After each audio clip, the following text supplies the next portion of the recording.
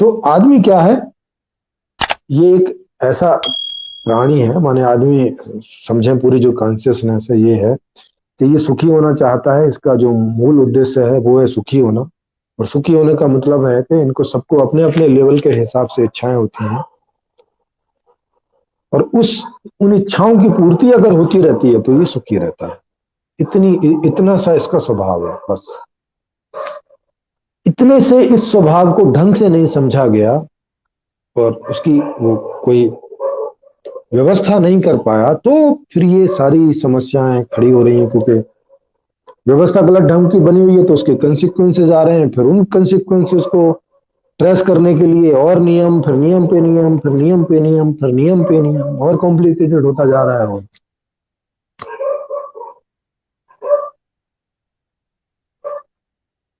जैसे पति पत्नी के बीच में नहीं बनती है तो फिर तलाक होता है, माने डिवोर्स होता है। फिर फिर सारा धन जो है पति के नाम रहता है, तो इस बात के लिए खिंचाई होती है कि भैया जब अलग हो रही है पत्नी तो इसको भी आधा चाहिए, तो इसको आधा दो। समझ रहे हैं? अगर सबकी अलग अलग व्यवस्था हो तो फिर एक दूसरे के साथ रहना और जब इच्छा करे अलग हो जाना में कोई दिक्कत नहीं हो, है कि नहीं? नहीं तो आदमी के पास सारी सुख, सारी जो धन संपत्ति है उसको उसका मालिक बना रखा है, और जब पति पत्नी अलग हो तो भैया वो उसके लिए फाइट करे, उसके लिए कोर्ट जाए, कचहरी जाए, लड़े, तब जाके उसको मिले। उसको ये ऐसे ही क्यों नहीं मिलता है जैसे आदमी को मिला हुआ है? किन्नर है, उनको तो जॉब भी नहीं है, कुछ भी नहीं। जॉब तो आदमियों को नहीं है तो किन्नर को कहां से होगी? उनका तो ऐसे भिखारियों का जीवन है, वो तो नाचेंगे गाएंगे और उस तरह से उनको मिलता है।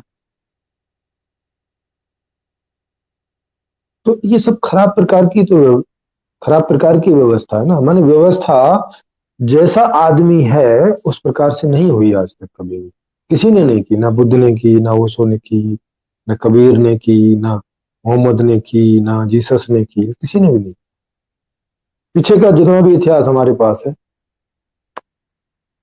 प्रयास किया उन लोगों ने, लेकिन परिणाम हमारे सामने है। अब आप बोलेंगे नहीं नहीं व्यवस्था तो बहुत बढ़िया है, कुरान की, बाइबल की, वेदों की, मगर लोग ही नहीं मानते। यही तो मैं कह रहा हूं कि लोग क्यों नहीं मानते, क्योंकि उनके हिसाब की नहीं है ना व्यवस्था। भाई व्यवस्था सही है कि नहीं, इसका इसका कौन तय करेगा? लोग ही तो तय करेंगे ना।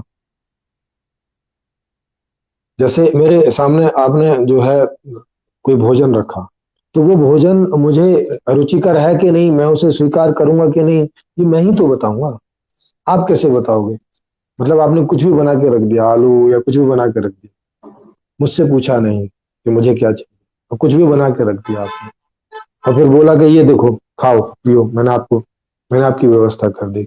मैं कहूंगा कि भाई ऐसा भोजन मुझे नहीं चाहिए, मुझे ऐसा ऐसा चाहिए।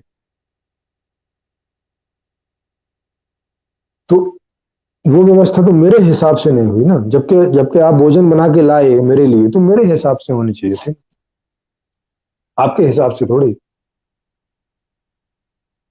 हाँ, आपको जो भोजन करना है वो आप अपने हिसाब से करेंगे कि भाई आपको मक्की की रोटी खानी है, साग खाना है, उसके साथ छाछ चाहिए, घी चाहिए, जो भी आपका टेस्ट हो। तो वैसे ही जो ये व्यवस्था है वो अगर आदमी के हिसाब से नहीं, जैसा आदमी है, जैसा जैसा आदमी है उसके हिसाब से नहीं है, तो वो फिर ऊट पटांग ढंग से दूसरे तरीकों का इस्तेमाल करेगा और जिससे समस्या पैदा हो। तो आप समझ गए होंगे कि आदमी को जानना बहुत जरूरी था और इस आदमी को ये नहीं जाना, और जो जाना गया वो गलत ही जाना गया। जैसे कहा गया कि भाई अच्छे और बुरे दो तरह के आदमी होते नहीं, आदमी एक ही तरीके का होता है। सब आदमी सुखी होना चाहते हैं और सब पहले सही ढंग से ही सुखी होने का प्रयास करते हैं। जब नहीं हो पाते हैं, माने ऐसी व्यवस्था नहीं है कि सभी सुखी हो पाए, तो फिर जो लोग सुखी नहीं हो पाते उस व्यवस्था में वो फिर दूसरे तरीकों का इस्तेमाल करते हैं, जिन्हें आप बुरे लोग बोलते हैं। ये है सारी कहानी।